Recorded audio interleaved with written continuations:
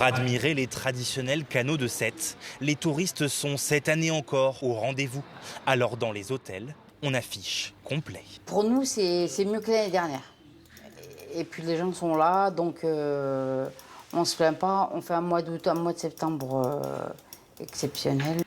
Les professionnels avaient des craintes en début de saison.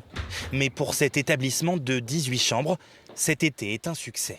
La première semaine de juillet a été un petit peu compliquée. Puis après, ça s'est rempli au fur et à mesure, vraiment à la dernière minute.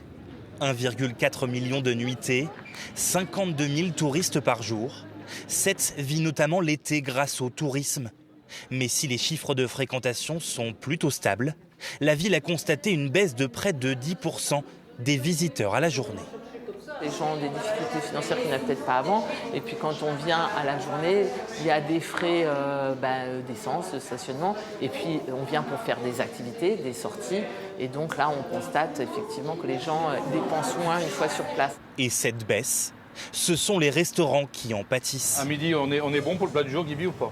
Ici, on prépare de la cuisine bistronomique.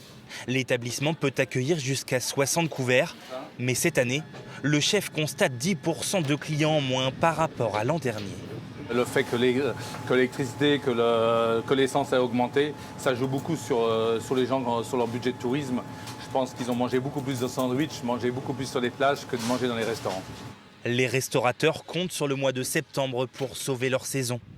Mais malgré une météo maussade ce matin, la ville de Sète a profité du retour de la clientèle étrangère cet été. Ils ont été 10% plus nombreux que l'an dernier.